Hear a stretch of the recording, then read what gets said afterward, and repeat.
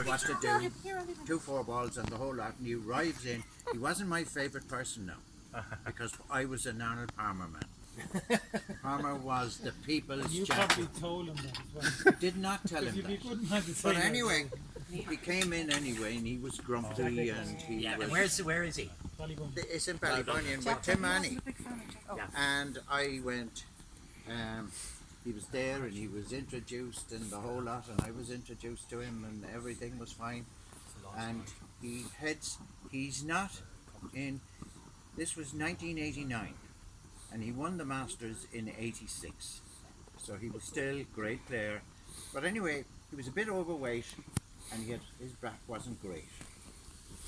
And he arrives in anyway, and he says, "Where's the locker room?" And he goes into the locker room, and I said to our captain, "You've got to go in there The silverware. and have a chat with him." Look, he said, "No, you have to go. You're a colleague of his." So I went in anyway, and there he is in the worst part of the locker room. There's a smell of sweaty socks out of lockers and things like that, and whatever. And he's lying on the floor, and I said, and he's with his son Gary and a fella by the name of Chris Smith, who was on the American tour as well. And I said to him, I said, "Look, this is the way it is. You and Tim Manny are playing with me and the captain, and Gary, Chris, and my assistant is going to, or Gary, Chris, and somebody else, Owen O'Connell. Owen O'Connell, who was just on the Walker Cup team, is playing with you, and if you're short one, my assistant will go with you." So he says to Gary, "Who's Owen O'Connell?" Now, that didn't go down too well with me, because he was Nicholas was a Walker Cup player, and he should have known that he should know the British and Irish Walker Cup team, who they were and what they were. And he says to Gary, "Who's this guy O'Connell?" "Oh, he's going to Wake Forest University, and he's just got on the Walker Cup team." Next thing, he turns to Gary and he said, "Gary," he said, "do you want to play," his son, "do you want to play golf with me?" "Yes."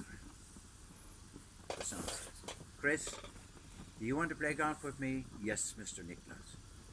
Oh, I said, here we go. I said, "Okay, what you do, the three of you go, and I'll go with you." And I have to go out and tell Owen O'Connell and the others that, and I was coaching Owen O'Connell at the time as well, and I had to go out, and he took it well. He knew that there was a problem in there. And we got ready anyway, and I said to our captain, "Look," I said, "this guy is in bad form. If you get your committee and you keep everyone away from him, because he played the first couple of holes, and he'll walk up through the town and get a car that'll pick him up and drive him wherever." So we started up in the first tee, and of course the members are there, and there's a load of people there. And the members have turned it into a match straight away, and they said to me, "Oh, Ted, mind the graveyard. And whatever about the graveyard, I'm not going in the graveyard. I might go down the left-hand side, but I'm not going in the graveyard."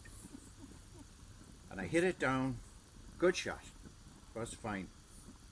And he stands up anyway, and what does he do? Into the graveyard. He hit the ball off the first tee. And he turned, and his first reaction was, "Oh, Ted, this is the first time I've ever played without hitting 100 balls on the practice ground. Will you give me a mulligan?" I said, "You got it." And off we went anyway, and we're gone down, and he's grumpy now the first few holes, and on the fourth hole, Had he ever played Ballybunion before, no? no. The fourth hole, he hit this awful tee shot, and he had a good caddy now, and he said to the caddy, what'll I do?" "Oh, take out the wedge and hack it out." He said, "Give me anything." Anyway, we're going up, I'm walking up the right hand corner of the fourth hole, and who's alongside me on the thing on the way up but a local bookie, Eric Brown from this store. And Eric said to me, he said, "Look, you have £100 that you don't beat him from here home. I said, you're on. I'll take him home, so I'll take this guy out.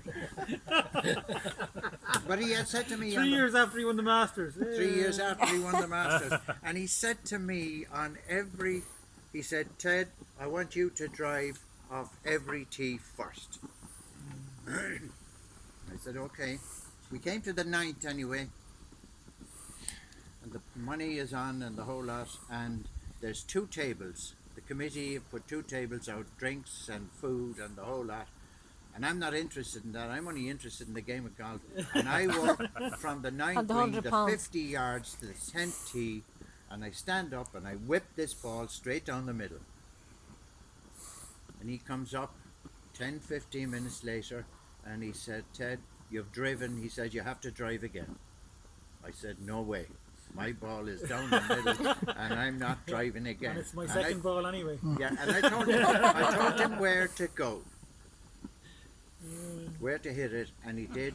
And he was getting better as he went. As a person, he was getting better, but it wasn't people around him that were making him feel better or anything like that. It was the golf course, and that was it. We got to the 15th anyway, and I got up. And I hit the shot onto the green, and the 2 lads got up, and they were like tanks. They were out of Ohio State University, and they were like tanks. Then they ripped these two shots into the middle of the green with 2 iron or whatever. It was playing so long, and he now sees my 3 wood, and he said, Ted, he said, could you take that out of the shop just because it was a McGregor Nick Gloss club? Did you take it out of the shop just because you were playing with me? I said, I did. Fine, he stood up anyway, and he had his 3 wood, and he's over the ball like he was in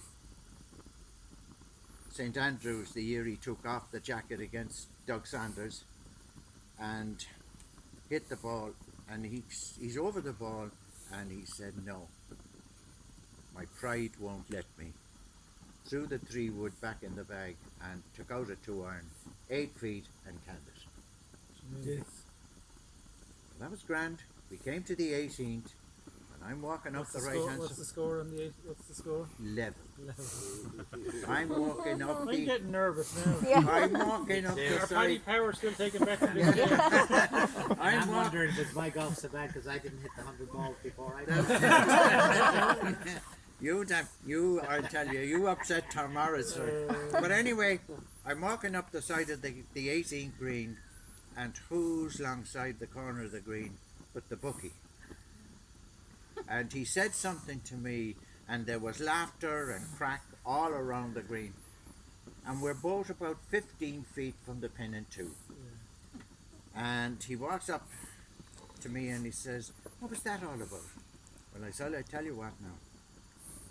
If I miss my putt and you hold your putt, I'm going to lose £100. So I knocked mine down, and all I was saying to myself, don't fucking 3-putt. Knocked it down close anyway, and it was so close, there was no way I was going to miss it. And he spent 10 or 15 minutes behind the ball, the side of the ball, and this side of the ball, and down.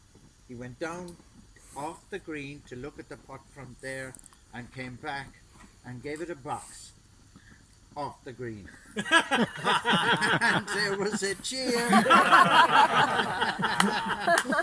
And that is, from the start of that story to the end of that is a fact. That is the way the story panned out, and he stayed for, I changed my opinion of him. He stayed 2.5, 3 hours inside talking, and he stayed over a half an hour on the 18th green talking about Ryder Cup and junior golf. Brilliant, yeah. And you had to give him 50. You had to give him 50, did you? One of the three. That was well worth staying.